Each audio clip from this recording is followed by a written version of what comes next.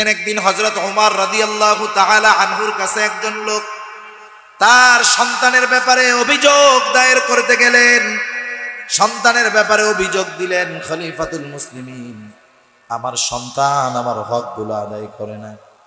হযরত ওমর রাদিয়াল্লাহু তাআলা আনহু বললেন, আগামী দিন তোমার সন্তানটাকে নিয়ে আসবা। লোকটা পরের দিন হযরত ওমর রাদিয়াল্লাহু তাআলা আনহুর কাছে সন্তান সহ হাজির হলো। হাজির হওয়ার পর হযরত ওমর রাদিয়াল্লাহু তাআলা আনহু ছেলেটাকে জিজ্ঞাসা করতেছে, কি ব্যাপার, তুমি তোমার বাবার হক আদায় করো না কেন? এইবার ছেলেটা পাল্টা প্রশ্ন ছুড়ে দিয়ে বলল, ও খলিফাতুল মুসলিমিন ওমর, হক কি শুধু মা বাবা সন্তানের কাছে পায়? সন্তান কি মা বাবার কাছে কোনো হক পায় না? হযরত ওমর রাদিয়াল্লাহু তাআলা আনহু এবার বললেন, হ্যাঁ, হক শুধু মা বাবা সন্তানের কাছে পায় এমনটা নয়, সন্তানও মা বাবার কাছে কিছু হক পায়। সন্তান মা বাবার কাছেও কিছু হক পায়। উনি তিনটা হকের কথা বর্ণনা করেছেন, কিন্তু কোরআন হাদিসের মধ্যে আরো কিছু বিষয় আছে, অল্প সময় আমি আপনাদের খেদমতে বলবো ইনশাআল্লাহ। এক নম্বরে উনি বললেন, প্রত্যেকটা সন্তান তার বাবার কাছে প্রথম যেই হক পায় সেই হকটা হলো একটা দিনদার মা, একটা দিনদার মা, নেককার মা। এখন বলেন, সন্তান আগে না মা আগে? মা আগে, এটাই নিয়ম। তো কিন্তু আফসোস লাগে, ইদানিং দেখতেছি কিছু কিছু জায়গায় আগে ওনার সন্তান হয়েছে সেই খবর দেয়, এরপরে গায়ে হলুদ দেয়।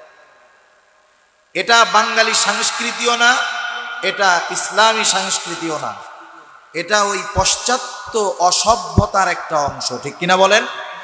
সুতরাং ওই ধরনের সংস্কৃতি কালচার যদি আমাদের এই ইসলামী বিশ্বের দেশগুলোয় ঢুকে যায়, বাংলাদেশে ঢুকে যায়, ঘরে ঘরে আর নেককার পয়দা হবে না, ঘরে ঘরে ওয়ালাদুজ জিনা তৈরি হয়ে যাবে, ঠিক কিনা বলেন?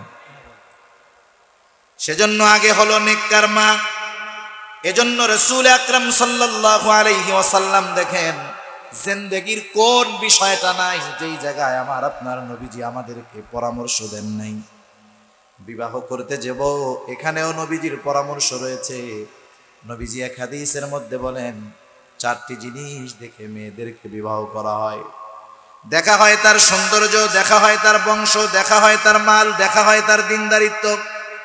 নবীজি বলেন, ফাযফার বিদাতিদ্দিন, দিনদারিত্বকে প্রাধান্য দাও। বাকি তিনটা আছে, দিনদারিত্ব নাই, ওটাকে বাদ দিয়ে দাও। কিন্তু দিনদারিত্ব আছে, বাকি তিনটা নাই। এই দিনদারিত্বর কারণে ওই মেয়েটা যদিও দেখতে সুন্দর নয়, বংশ অনেক ভালো নয়, টাকা পয়সা কম, কিন্তু গ্রামের ভাষায় একটা কথা বলে, وخلق الإنسان وكرمه وعلمه من البيان ما لم يعلم فسبحان الذي لا يحصى امتنانه باللسان ولا بالقلم ونشهد أن لا إله إلا الله وحده لا شريك له ونشهد أن سيدنا وسندنا وحبيبنا وطبيبنا وأولانا ومولانا محمد صلى الله تعالى عليه وعلى آله وأصحابه وبارك وسلم وبارك وسلم تسليما كثيرا كثيرا. أما بعد فأعوذ بالله من الشيطان الرجيم. بسم الله الرحمن الرحيم. يا أيها الذين آمنوا قوا أنفسكم وأهليكم نارا وقودها الناس والحجارة عليها ملائكة غلاظ شداد لا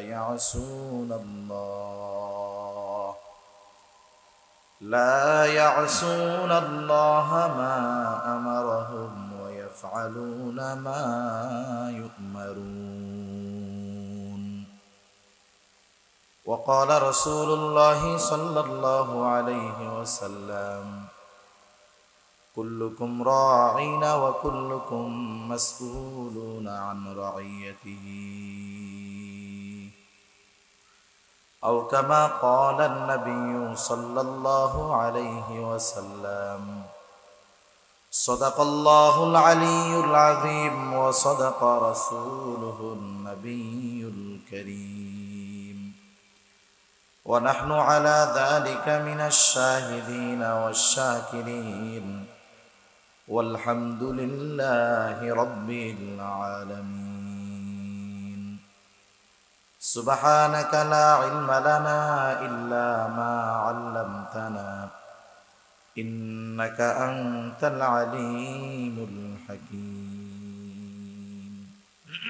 আমরা মুহাব্বতের সাথে দুরূদ শরীফ পাঠ করি। اللهم صل على محمد وعلى آل محمد كما صليت على إبراهيم وعلى آل إبراهيم إنك حميد مجيد.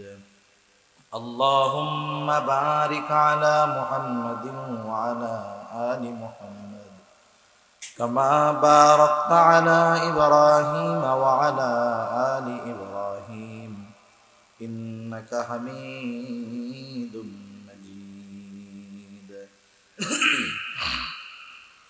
الحمد لله. মাদ্রাসাতুস সুফা আল আরাবিয়া, পশ্চিম মীর হাজিরবাগ, যাত্রাবাড়ি, ঢাকা এর উদ্যোগে আয়োজিত হাফেজ ছাত্রদের পাগড়ি প্রদান উপলক্ষে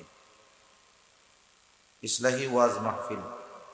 আজকের এই ইসলাহি ওয়াজ মাহফিলের সম্মানিত শ্রদ্ধেয় সভাপতি, আমন্ত্রিত শ্রদ্ধেয় উলামায়ে কেরাম, সামনে উপস্থিত মুরব্বিয়ানে কেরাম, সমবয়সী যুবক বন্ধু, স্নেহের ছোট ভাই এবং পর্দার অন্তরালে অবস্থানরতা সম্মানিতা শ্রদ্ধেয় মা ও বোন, দয়াময় আল্লাহ রব্বুল আলামিনের দরবারে অগণিত শুকর যে মহান মালিক আমাদের হায়াতে বরকত দিয়ে সুস্থ রেখে মাগরিবের নামাজের পরে গুরুত্বপূর্ণ একটি সময়ে দুনিয়ার অন্যতম দামি একটি মজলিসে আসার বসার তৌফিক দিয়েছেন।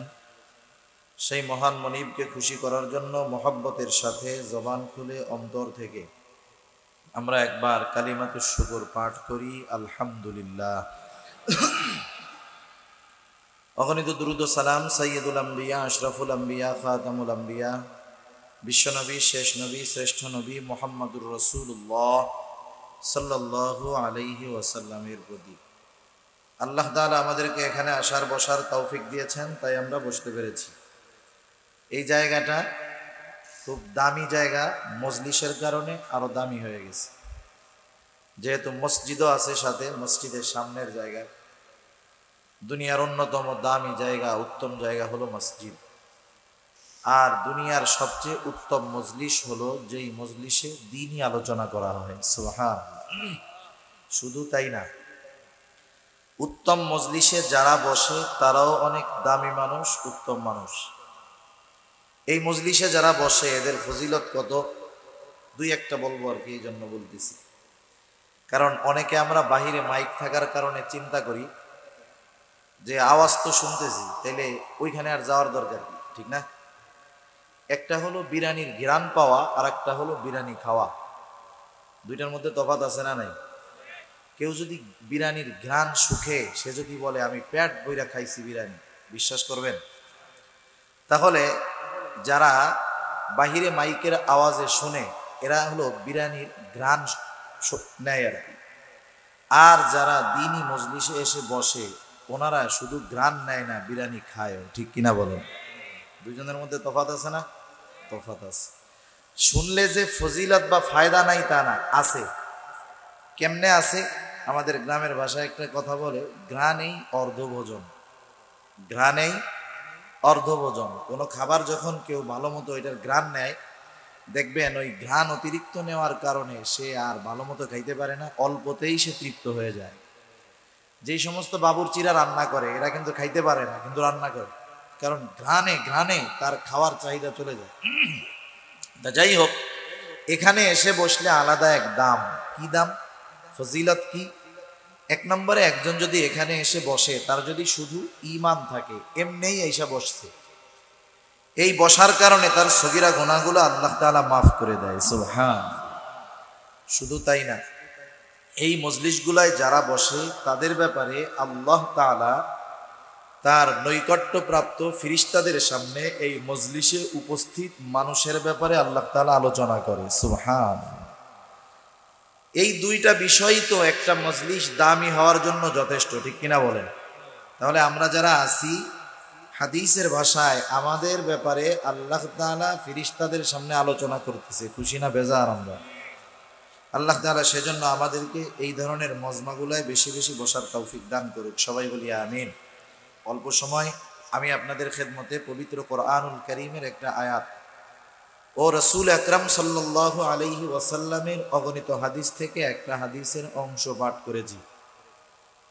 উক্ত আয়াতে কারীমার মধ্যে আল্লাহ সুবহানাহু ওয়া তাআলা মুমিনদেরকে উদ্দেশ্য করে বলতেছেন, হে মুমিনেরা, তোমরা নিজেরা নিজেদের জাহান্নামের আগুন থেকে বাঁচাও এবং তোমার অধীনস্থদেরকেও জাহান্নামের আগুন থেকে বাঁচাও। কোন জাহান্নামের আগুন থেকে? ওয়াকুদুহান নাস ওয়াল হিজারা, যেই জাহান্নামের ইন্ধন জ্বালানি হলো মানুষ এবং পাথর। সেই জাহান্নাম থেকে আল্লাহ তাআলা আমাকে বাঁচতে বলতেছেন, আমার অধীনস্থদেরকে বাঁচাইতে বলতেছেন। বহুত গুরুত্বপূর্ণ এক কথা। তাহলে নিজেকেও বাঁচাতে হবে, অধীনস্থদেরকেও জাহান্নামের আগুন থেকে বাঁচাতে হবে। প্রথম প্রশ্ন হলো, কোনো মানুষ কাউকে জাহান্নাম থেকে বাঁচাইতে পারে না? কারো এই ক্ষমতা আছে? কোনো মানুষ কাউকে হেদায়াত দিতে পারে? কোনো মানুষ কাউকে জাহান্নামের আগুন থেকে বাঁচাতে পারে?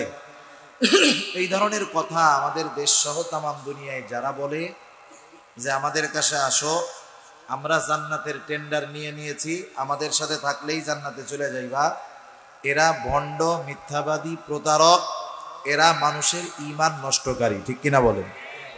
দেখেন, আল্লাহ যদি দুনিয়াতে আল্লাহ তাআলা কোনো মানুষকে হেদায়াত দেওয়ার ক্ষমতা দিত, তাহলে এক নম্বরে এই ক্ষমতাটা যদি একজন পাইতো, তিনি হইতেন মুহাম্মাদুর রাসূলুল্লাহ সাল্লাল্লাহু আলাইহি ওয়াসাল্লাম। কমপক্ষে উনি দুনিয়ায় যতদিন থাকতেন ততদিন পর্যন্ত তামাম দুনিয়ায় একজনও বেঈমান থাকতো না, সবাইকে হেদায়াত দিয়া উনি ইমানদার বানায় ফেলতেন, ঠিক না? কিন্তু নবীজিকে আল্লাহ তাআলা এই ক্ষমতা দেন নাই। আবার এই ক্ষমতা না দেওয়ার কারণে নবীজির মর্যাদাও কমে যায় না। রাসূলুল্লাহ সাল্লাল্লাহু আলাইহি ওয়াসাল্লামকে ওনার চাচা আবু তালেব কি পরিমাণ সহযোগিতা করেছে সিরাতের কিতাবগুলো অধ্যয়ন করলে জানা যায়। একদিন আবু জেহেল, উতবা, সায়বা সহ কুরাইশ বংশের কাফের যারা আছে, ওরা আল্লাহ রাসূল সাল্লাল্লাহু আলাইহি ওয়াসাল্লামের ব্যাপারে অভিযোগ দেওয়ার জন্য আবু তালেবের কাছে আসছে। অভিযোগ দিচ্ছে যে আবু তালেব, আপনি আমাদের গোত্রের নেতা, আপনি একজন সম্মানিত মানুষ, সবাই আপনাকে সম্মান করে, শ্রদ্ধা করে, অথচ আপনার ভাতিজা কি করতেছে? আমাদের বাপ দাদার ধর্মের বিরোধিতা করতেছে, দেব দেবীদেরকে গালাগালি করতেছে তাদের ভাষায়।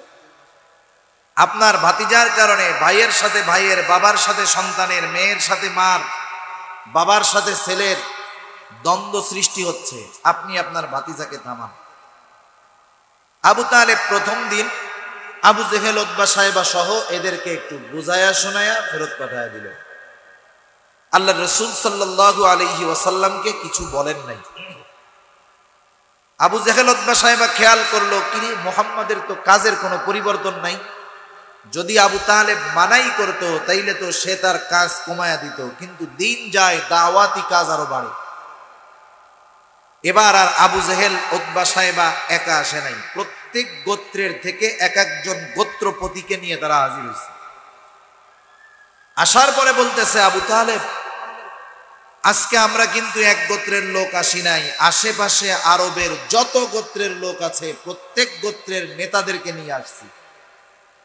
আপনার কাছে আমাদের দাবি হলো, আপনি আপনার ভাতিজাকে থামান নাইলে আমরা সবাই কিন্তু ঐক্যবদ্ধ হয়ে গেছি আপনার ভাতিজার বিরুদ্ধে কঠোর ব্যবস্থা নিব। আপনার সন্তান, আপনার ভাই একটা ভালো কাজ করবে, আপনি যদি জানতে পারেন সেই ভালো কাজ করার কারণে তার বিপদ আসবে, আপনি কি বলবেন? যে এই ভালো কাজ বাবা তোমার করার দরকার নেই, ভালো কাজ করার মানুষ বহুত আছে, তুমি এই ভালো কাজ করতে গিয়ে জীবনের হুমকির মুখে পড়বা, তোমার দরকার নাই। আবু তালেব জানতেন যে তার ভাতিজা যেই আখলাকওয়ালা মানুষ, সে কোনোদিন অন্যায় কাজ করতে পারে না, সে যেটা করতেছে সেটা সঠিক কাজ, কোনো সন্দেহ নাই। কিন্তু এর পরেও ঐতিহাসিকেরা লিখেন আবু তালেব, আমার আপনার নবীকে আবু তালেব তার নিজেদের সন্তানদের চাইতেও বেশি ভালোবাসত। সুবহান। আবু তালেব চিন্তায় চোখে ঘুম নাই, সজাগ পায়চারি করতেছেন, বৃদ্ধ মানুষ। গভীর রাতে নবীজি ঘরে ফিরছেন। আবু তালেব এবার ডাক দিয়ে বলে, ও মোহাম্মদ। চাচার ডাকে আমার আপনার নবী আবু তালেবের কাছে আসলেন। আবু তালেব এবার বলতেছে, ও মোহাম্মদ, তুমি যেই কাজ করতেছো সেই কাজ থেকে কি একটু বিরত হওয়া যায় না? আমি তো তোমার জীবনের ব্যাপারে শঙ্কায় আছি, আমি তো তোমার জীবনের ব্যাপারে বড় ভীত আছি, চিন্তিত আছি। ও মোহাম্মদ, আজকে আবু জেহেল, উতবা, সাইবা, আশেপাশের সব আরব গোত্রের সর্দারেরা সহ আমার কাছে এসেছিল। তারা তো তোমার ব্যাপারে বলে গেছে, তুমি যদি তোমার এই কাজ না থামাও, দাওয়াতি কাজ বন্ধ না করো, তাইলে তারা কিন্তু তোমার বিরুদ্ধে কঠিন ব্যবস্থা নিতে পারে। আমি তো তোমার চিন্তায় চিন্তিত। রাসূল আকরাম সাল্লাল্লাহু আলাইহি ওয়াসাল্লাম বুঝতে পারলেন যে চাচা চিন্তিত, ভীত আমার ব্যাপারে। যখন আবু তালেবের কথা শেষ, এবার আমার আপনার নবী বলতেছেন, চাচা আপনি শুনে নেন, আল্লাহ রাব্বুল আলামিন আমাকে যেই দায়িত্ব দিয়েছে, আপনি তো তাদের কথায় ভীত হচ্ছেন।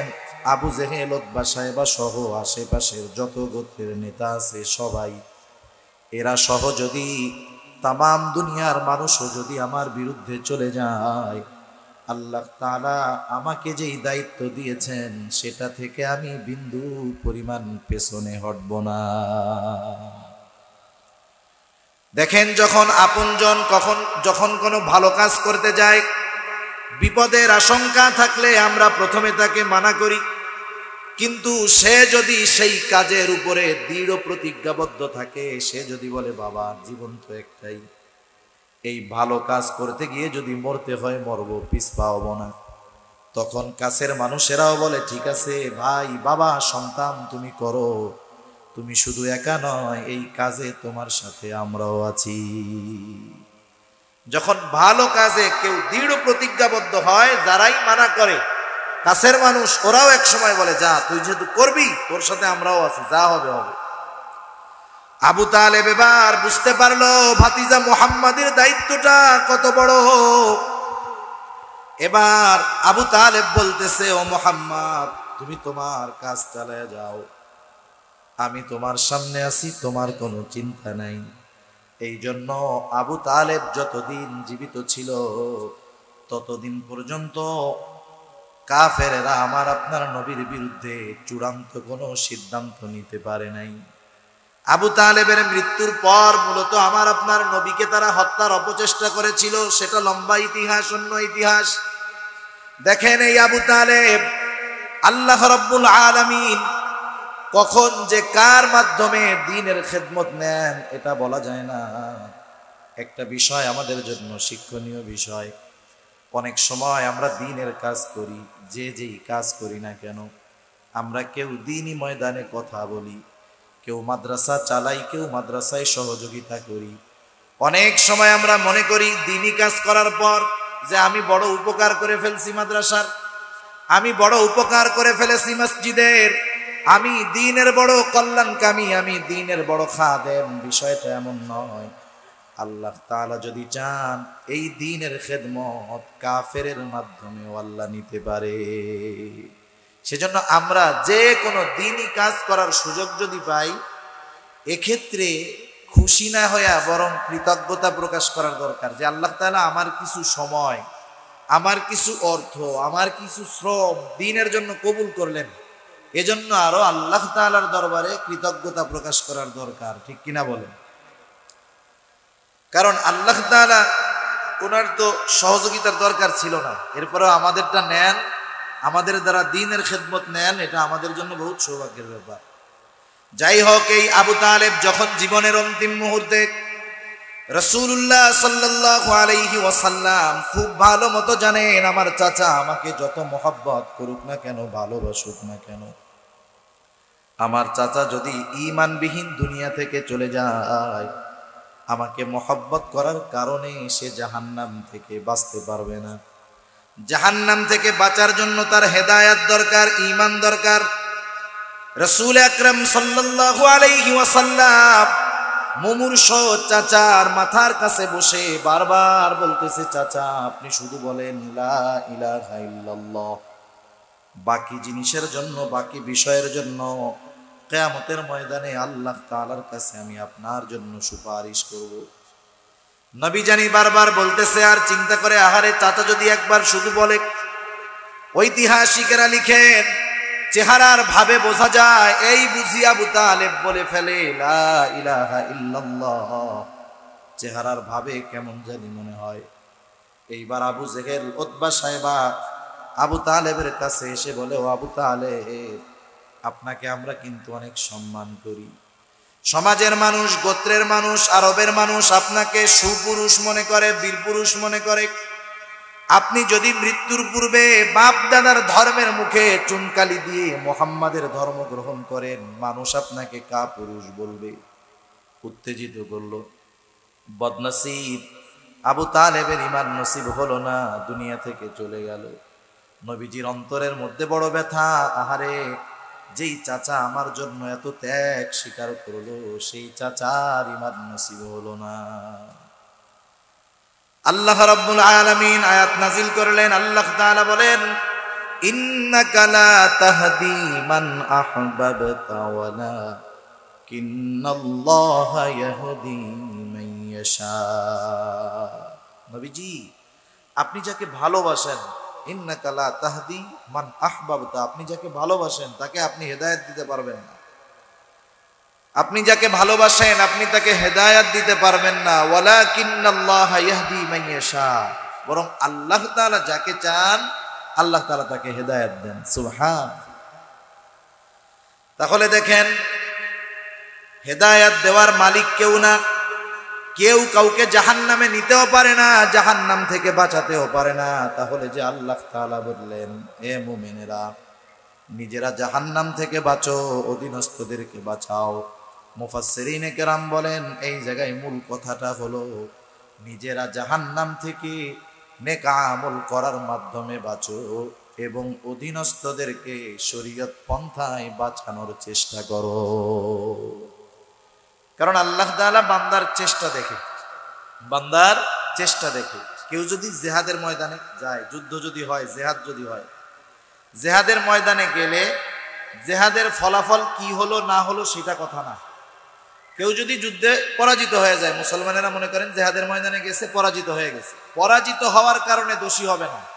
কিন্তু যুদ্ধে অংশগ্রহণ করলো, ইখলাসটা কি ছিল, নিয়তটা কি ছিল, উদ্দেশ্যটা কি ছিল, চেষ্টাটা কেমন ছিল, আল্লাহ তাআলা ওইটা দেখবেন, ওইটার মধ্যেই সফলতা। সেজন্য আমাদের অধীনস্থ যারা আছে এদেরকে জাহান্নাম থেকে বাঁচানোর চেষ্টা করতে হবে। আর এই চেষ্টা করাটা, তাদেরকে বাঁচানোর চেষ্টা করাটা, এটা তাদের হক। আমার সন্তানকে জাহান্নাম থেকে বাঁচানোর চেষ্টা করা, এটা আমার সন্তানের আমার কাছে প্রাপ্ত হক। আমার মেয়েকে জাহান্নাম থেকে বাঁচানোর চেষ্টা করা, ওইটা আমার মেয়ের আমার কাছে প্রাপ্ত হক। আমার স্ত্রী তথা আমার অধীনস্থ যারা আছে এদেরকে জাহান্নাম থেকে বাঁচানোর চেষ্টা করাটা, এটা তাদের হক, আমার কাছে পাওনা। সেজন্য অধীনস্থদেরকে যদি জাহান্নাম থেকে বাঁচানোর চেষ্টা না করা হয়, তাহলে মূলত তাদের হক নষ্ট করা হয়। কথা বোঝা গেছে না? দুনিয়াতে হক তো মূলত প্রথমত দুই ভাগে বিভক্ত, স্রষ্টার হক আর সৃষ্টির হক, আল্লাহর হক আর বান্দার হক। বান্দার হকের তো অনেক শাখা। আমরা অনেক সময় মা বাবার হকের ব্যাপারে আলোচনা করি, মা বাবার হকের ব্যাপারে আমরা অনেক সময় অনেক সচেষ্ট থাকি, এই বিষয়গুলো নিয়ে আমরা অনেক সময় আলোচনা করি। কিন্তু এই বিষয়টা খেয়াল করি না যে শুধু সন্তানের কাছে মা বাবা যে হক পায় তা না, সন্তানও মা বাবার কাছে হক পায়, ঠিক কিনা বলেন? বরং সন্তানের কাছে মা বাবা কখন হক পাবে? সন্তান বালেগ হওয়ার আগ পর্যন্ত মা বাবা তাদের হক সন্তানের কাছে দাবি করতে পারবে না। কোনো মা বাবা যদি 5 বছরের একটা বাচ্চাকে বলে তুমি আগামীকাল থেকে রিক্সা চালায়া উপার্জন করে আমাদের খরচের ব্যবস্থা করবা, নাইলে কিন্তু আমরা বেজার হব। এখন বলেন তো, 5 বছরের বাচ্চাকে যদি মা বাবা এই চাপ দেয় যে তোর রিক্সা চালাইয়া আমাদেরকে খাওয়াইতে হবে, তাহলে হক তো বহুত দূরের কথা, ওই নাবালকের উপরে উল্টা জুলুম করা হবে, ঠিক কিনা বলে? তাহলে সন্তানের কাছে মা বাবা হক পায় তখন সন্তান বালেগ হয় যখন, আর সন্তান মা বাবার কাছে হক পায় সে নিজে দুনিয়ায় আসার আগে। সেই জন্য আমরা আমাদের সন্তান অধীনস্থ যারা, তারা আমাদের কাছে কোন ধরনের হক পায় এই কয়েকটা হকের কথা ইনশাআল্লাহ বলবো। তাহলে আসেন, একদিন হযরত ওমর রাদিয়াল্লাহু তাআলা আনহুর কাছে একজন লোক তার সন্তানের ব্যাপারে অভিযোগ দায়ের করতে গেলেন। সন্তানের ব্যাপারে অভিযোগ দিলেন, খলিফাতুল মুসলিমিন, আমার সন্তান আমার হকগুলো আদায় করে না। হযরত ওমর রাদিয়াল্লাহু তাআলা আনহু বললেন, আগামী দিন তোমার সন্তানটাকে নিয়ে আসবা। লোকটা পরের দিন হযরত ওমর রাদিয়াল্লাহু তাআলা আনহুর কাছে সন্তান সহ হাজির হলো। হাজির হওয়ার পর হযরত ওমর রাদিয়াল্লাহু তাআলা আনহু ছেলেটাকে জিজ্ঞাসা করতেছে, কি ব্যাপার, তুমি তোমার বাবার হক আদায় করো না কেন? এইবার ছেলেটা পাল্টা প্রশ্ন ছুড়ে দিয়ে বলল, ও খলিফাতুল মুসলিমিন ওমর, হক কি শুধু মা বাবা সন্তানের কাছে পায়? সন্তান কি মা বাবার কাছে কোনো হক পায় না? হযরত ওমর রাদিয়াল্লাহু তাআলা আনহু এবার বললেন, হ্যাঁ, হক শুধু মা বাবা সন্তানের কাছে পায় এমনটা নয়, সন্তানও মা বাবার কাছে কিছু হক পায়। সন্তান মা বাবার কাছেও কিছু হক পায়। উনি 3টা হকের কথা বর্ণনা করেছেন, কিন্তু কোরআন হাদিসের মধ্যে আরো কিছু বিষয় আছে, অল্প সময় আমি আপনাদের খেদমতে বলবো ইনশাআল্লাহ। 1 নম্বরে উনি বললেন, প্রত্যেকটা সন্তান তার বাবার কাছে প্রথম যেই হক পায় সেই হকটা হলো একটা দিনদার মা, একটা দিনদার মা, নেককার মা। এখন বলেন, সন্তান আগে না মা আগে? মা আগে, এটাই নিয়ম তো। কিন্তু আফসোস লাগে, ইদানিং দেখতেছি কিছু কিছু জায়গায় আগে ওনার সন্তান হয়েছে সেই খবর দেয়, এরপরে গায়ে হলুদ দেয়। এটা বাঙালি সংস্কৃতিও না, এটা ইসলামী সংস্কৃতিও না, এটা ওই পশ্চাত্য অসভ্যতার একটা অংশ, ঠিক কিনা বলেন? সুতরাং ওই ধরনের সংস্কৃতি কালচার যদি আমাদের এই ইসলামী বিশ্বের দেশগুলোয় ঢুকে যায়, বাংলাদেশে ঢুকে যায়, ঘরে ঘরে আর নেককার পয়দা হবে না, ঘরে ঘরে ওয়ালাদুজ জিনা তৈরি হয়ে যাবে, ঠিক কিনা বলেন? সেজন্য আগে হলো নেককার মা। এজন্য রাসূল আকরাম সাল্লাল্লাহু আলাইহি ওয়াসাল্লাম দেখেন, জিন্দেগীর কোন বিষয়টা নাই যেই জায়গায় আমার আপনার নবীজি আমাদেরকে পরামর্শ দেন নাই। বিবাহ করতে যাব, এখানেও নবীজির পরামর্শ রয়েছে। নবীজি এক হাদিসের মধ্যে বলেন, 4টি জিনিস দেখে মেয়েদেরকে বিবাহ করা হয়। দেখা হয় তার সৌন্দর্য, দেখা হয় তার বংশ, দেখা হয় তার মাল, দেখা হয় তার দিনদারিত্ব। নবীজি বলেন, ফাযফার বিদাতিদ্দিন, দিনদারিত্বকে প্রাধান্য দাও। বাকি 3টা আছে, দিনদারিত্ব নাই, ওটাকে বাদ দিয়ে দাও। কিন্তু দিনদারিত্ব আছে, বাকি 3টা নাই। এই দিনদারিত্বর কারণে ওই মেয়েটা যদিও দেখতে সুন্দর নয়, বংশ অনেক ভালো নয়, টাকা পয়সা কম, কিন্তু গ্রামের ভাষায় একটা কথা বলে, জাতের মেয়ে কালো ভালো, নদীর পানি ঘোলাও ভালো।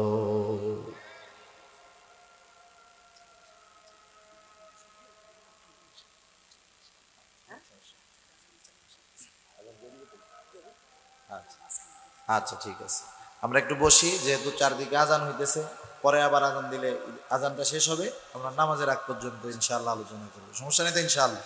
এখানেও তাহলে আজানটা হয়ে যায়, আমরা বসি।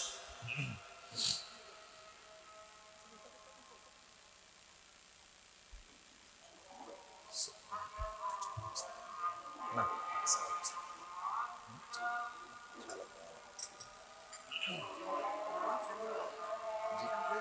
না ফ্যান দরকার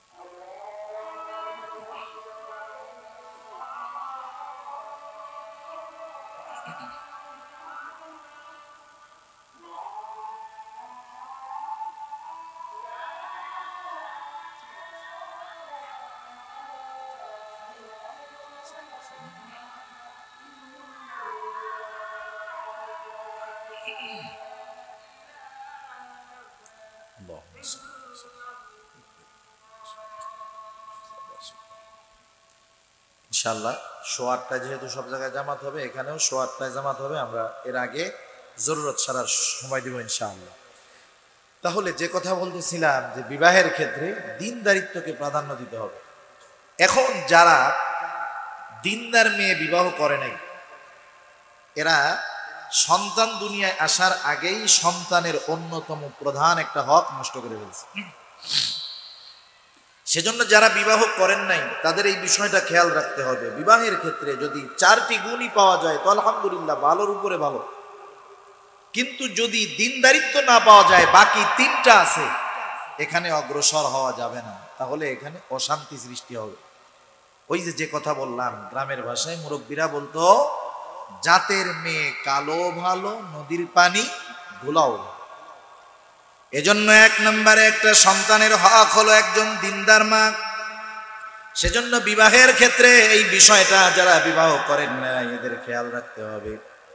মা যদি দিনদার না হয়, অনাগত সন্তানের অন্যতম একটি হক নষ্ট হয়ে যায়। এরপরে যখন বিবাহ হলো, বিবাহের পরেও কিছু বিষয় করণীয় আছে। যখন সন্তান মায়ের গর্ভে আসে,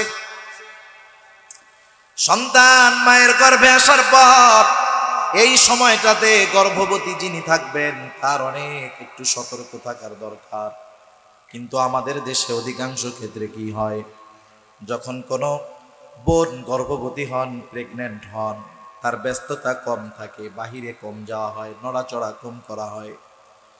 উনি তখন বাসার মধ্যে সময়গুলা কিভাবে কাটাবেন? উনি হয়তো মোবাইলে নেট কানেকশন দিয়ে বিভিন্ন নাটক সিনেমা দেখে সময় কাটান, অথবা টেলিভিশনে নাটক সিনেমা দেখে সময় কাটান। কিন্তু এই সময়টা খুব গুরুত্বপূর্ণ একটি সময় ছিল, কারণ মায়ের পেটে যখন 120 দিন শুক্রকীট মায়ের রেহেমের মধ্যে যায়, 120 দিন অতিবাহিত হওয়ার পর যখন রক্তপিণ্ডে পরিণত হয়, মাংসপিণ্ডে যখন পরিণত হয়, 120 দিন পর আল্লাহ তাআলা দুইজন ফেরেশতাকে পাঠায়া দেয় মায়ের গর্ভে। ওই ফেরেশতারা এসে আল্লাহ তাআলার আদেশে মৃত মাংসের টুকরোর মধ্যে রূহ ফুঁকে দেয়। এই যে আমাদের মাংসের বডিটা এক সময় ছোট ছিল, মার পেটের মধ্যে ওই জায়গায় রূহ দিয়ে দেয়া হয়েছিল, মৃত মাংসের টুকরাটা জীবিত হয়ে গেছে। আস্তে আস্তে আস্তে আমরা বড় হয়েছি এখন, কিন্তু এক সময় এই মাংসের টুকরাটাই মায়ের পেটে ছোট মৃত ছিল। আর বাচ্চা মায়ের পেটে থাকা অবস্থায় সব কিছু পেয়ে যায়, তার হার্ট, তার কান, শ্রবণ শক্তি, চোখ সব মার পেটে পেয়ে যায়। সে কি হয় তখন? চিকিৎসা বিজ্ঞানীরা বলতেছে, আমেরিকার একজন ডাক্তার তিনি অনেকজন গর্ভবতী মহিলাদেরকে নিয়ে একটা কনফারেন্স করেছেন। ওখানে উনি ওনার গবেষণার যেই ফলাফল, রিসার্চের যেই ফলাফল উনি সবার সামনে পেশ করেছেন। উনি বলেছেন যে আপনারা যদি কেউ চান যে আপনার সন্তানটা গায়ক হবে, গান শিখবে, তাহলে আপনি নিজে বেশি বেশি গান গাবেন, বেশি বেশি গান শুনবেন। যদি চান আপনার সন্তান অভিনেতা হবে, অভিনয় দেখবেন, আপনি অভিনয় করবেন। এক কথায় সন্তানের ব্যাপারে আপনি যা চান, সন্তান গর্ভে থাকা অবস্থায় সেই ধরনের কাজকর্ম আপনি বেশি বেশি করবেন। কারণ কি? কারণ সন্তান মূলত গঠিত হয় মায়ের থেকে, সেজন্য মায়ের খাবারে সন্তানের প্রভাব পড়ে। শুধু তাই না, অনেক সময় খেয়াল করে দেখবেন যে সন্তান দুনিয়ায় আসার পরে মার দুধ পান করে, অসুস্থ হয়েছে সন্তান, ওষুধ দেওয়া হয় মাকে, হয় কি হয় না? কেন দেওয়া হয়? কারণ ওই ওষুধের সরাসরি অ্যাকশন গ্রহণ করার ক্ষমতা সন্তানের নাই। মা যখন খাবে ওই ওষুধের প্রভাব দুধের মাধ্যমে সন্তানের জন্য সহনীয় করে আল্লাহ তাআলা সন্তানের পেটে পৌঁছাবেন, সন্তানের অসুবিধাটা আল্লাহ দূর করে দিবেন। সেজন্য যখন মায়ের পেটে কোনো সন্তান থাকে, গর্ভবতী মহিলাদের উচিত কোরআনের তিলাওয়াত বেশি বেশি করা, দুরূদ ইস্তেগফার বেশি বেশি করা। কারণ সে যেটা করবে তার প্রভাব সন্তানের উপরে পড়বে। কারণ কি? চিকিৎসা বিজ্ঞানীরা বলেন, যখন মায়ের পেটের ভিতরে সন্তান শ্রবণ শক্তি পেয়ে যায়, মা যখন কোনো কথা বলে অথবা যখন কোনো কথা শুনে, সাথে সাথে মায়ের পেটের মধ্যে সন্তান তার কানটা, তার শ্রবণটা মায়ের দিকে দিয়ে দেয়। মা যা বলে মায়ের পেটের মধ্যে থাকতে সে সেগুলা শুনে। মা যা শোনে সন্তান মায়ের পেটে থাকতেই মার সেই শ্রবণগুলাও সেও শ্রবণ করে। মার পেটে থাকতেই প্রভাবটা চিন্তা করে দেখেন। সেজন্য মায়ের পেটে যখন আসবে তখন মা বোনদের দায়িত্ব হলো, সন্তান যদি ভালো চায়, দিনদার চায়, নিজে বেশি বেশি দ্বীনি আমল করা, গুনার থেকে বেঁচে থাকা। আমরা একটা সময় শুনতাম কুতুবউদ্দিন বখতিয়ার কাকি রহমাতুল্লাহি আলাইহির ঘটনা। যখন ওনার বয়স 5 বছর, ওই বয়সে মা নিয়ে গেছেন মক্তবে, ওস্তাদজির কাছে গেছেন কোরআন শিখানোর জন্য। ওস্তাদজি বাচ্চাটাকে বলতেছে, বাবু পড়ো, আউযু বিল্লাহি মিনাশ শাইতানির রাজিম, বিসমিল্লাহির রহমানির রহিম। বাচ্চাকে মা পড়াইতে নিয়ে গেছে আলিফ বা তা সা, কিন্তু বাচ্চা আউযু বিল্লাহি মিনাশ শাইতানির রাজিম বিসমিল্লাহির রহমানির রহিম পড়া শুরু করছে, থামে না। সূরা ফাতিহা শেষ, সূরা বাকারা শেষ, পড়তে পড়তে একবারে 18 পারা শেষ করার পর বাচ্চাটা থেমে গেছে। এখন কুতুবউদ্দিন বখতিয়ার কাকির মাকে বলতেছে যে আপনি কারে নিয়ে আসছেন, আলিফ বা তাসা পড়াইতে কারে আনছেন? এ তো 18 পারার হাফেজ। মাও একটু অবাক হয়ে গেছেন, মা অবাক হয়ে গেছেন। ওস্তাদজি জিজ্ঞাসা করতেছেন, বলেন তো আপনি কি পড়াইছেন এটা? তাহলে আপনি কি হাফেজা? বলে হ্যাঁ, আমি 18 পারার হাফেজা। সুবহানাল্লাহ।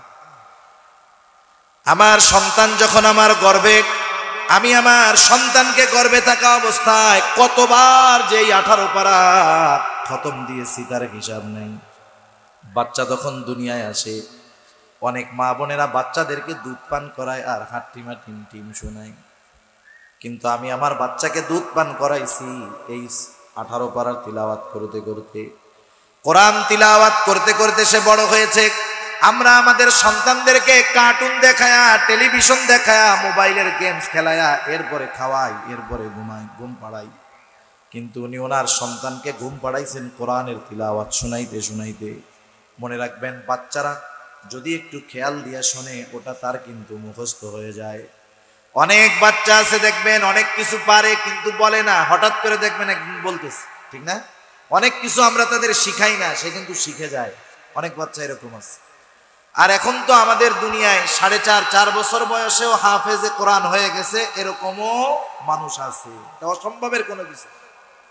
সেজন্য দেখেন, মায়ের প্রভাব, মায়ের তিলাওয়াত শুনে কুতুবউদ্দিন বখতিয়ার কাকি 18 পারার হাফেজ হয়ে গেলেন মায়ের কারণে। এরপরে যখন সন্তানটা দুনিয়ায় ভূমিষ্ঠ হবে, 1 নম্বর দায়িত্ব, সন্তান ভূমিষ্ঠ হওয়ার সাথে সাথে তার ডান কানে আজান, বাম কানে ইকামত দিতে হবে। সে দুনিয়ার জগতে পদার্পণ করলো, দুনিয়ার জগতে আসার সাথে সাথে সর্বপ্রথম তার কানে আল্লাহর বড়ত্ব ও একত্ববাদের ঘোষণা পৌঁছায় দিতে হবে। কিন্তু আমাদের দেশে এই কাজ অনেকে গাফলতির কারণে আমরা করি না। অনেকে করি কিন্তু ভিন্ন পদ্ধতিতে। কি করে? হইছে হসপিটালে, খবর দিছে বাসায়, আজান দিতে দিছে গ্রামের বাড়িতে। রাত 2টার সময় বাবা ফোন দিছে মুয়াজ্জিনের কাছে, এই হ্যালো। আমাদের দেশে তো রাত 2টা-3টার দিকে মুয়াজ্জিন ইমামের কাছে ফোন গেলে ওনারা ভাবে কেউ মরছে, নাইলে কি আমাকে ফোন দেয় নাকি এত রাত? ফোন ধইরাই বলে, ভাই কি হয়েছে, কে মারা গেছে? বলে, না না, কেউ মরে নাই, আমার ছেলে হয়েছে, একটু আজান দিয়ে দাও।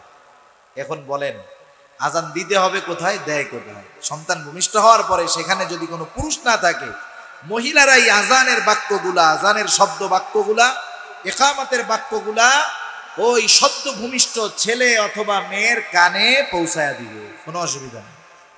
এরপরে যখন 7ম দিন হবে, মাথার চুলগুলা মুন্ডাবে, টাক বানায় ফেলবে। চুলের ওজন সমপরিমাণ স্বর্ণ অথবা রৌপ্য, অথবা স্বর্ণ রৌপ্য সমপরিমাণ দাম সদকা করে দিবে।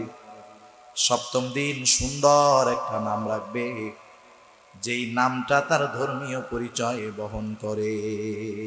সুন্দর নাম, যেই নামে তাকে ডাকা হবে।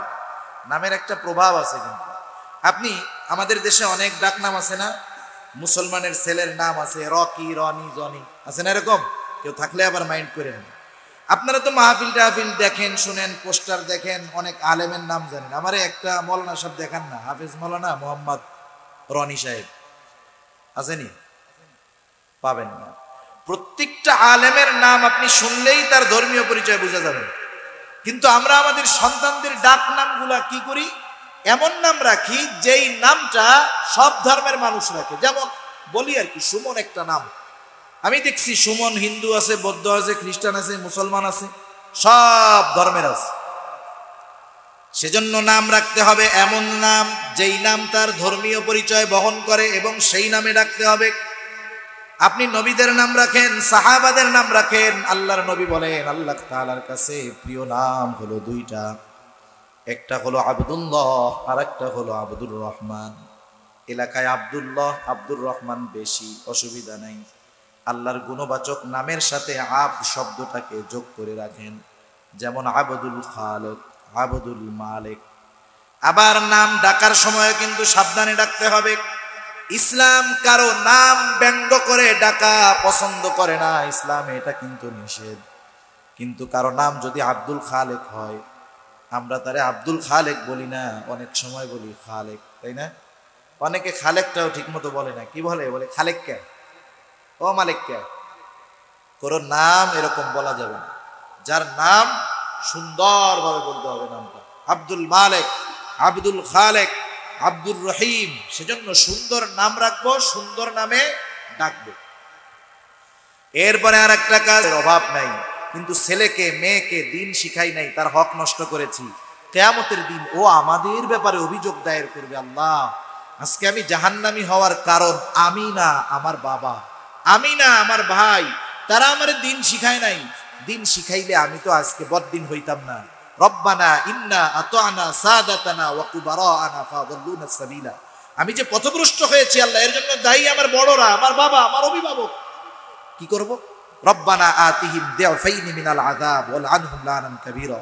ওই সন্তান আল্লাহর কাছে বলবে, আযাব দ্বিগুণ করেন, লানত বর্ষণ করেন। চিন্তা করে দেখেন, এই সন্তানের হকগুলা নষ্ট করার কারণে, আদায় না করার কারণে অনেক দিনদার বাবা, দিনদার অভিভাবক ধরা খেয়ে যাবে। সেজন্য আল্লাহ তাআলা আমাদের সন্তানদের শরীয়তের যেই হকগুলো আছে এগুলা যথাযথভাবে আদায় করার তৌফিক দান করুক। সবাই বলি আমিন। নিজেদেরকেও আমরা নেক আমলের মাধ্যমে জাহান্নাম থেকে বাঁচাই এবং আমার অধীনস্থদের হক আদায়ের মাধ্যমে আল্লাহ তাআলা তাদেরকেও জাহান্নাম থেকে বাঁচানোর চেষ্টা করার তৌফিক আল্লাহ আমাদের দান করুক। সবাই বলি আমিন। ওয়া আখিরু দাওয়ানা আলহামদুলিল্লাহি রাব্বিল আলামিন। আসসালামু আলাইকুম ওয়া রাহমাতুল্লাহি ওয়া বারাকাতুহু।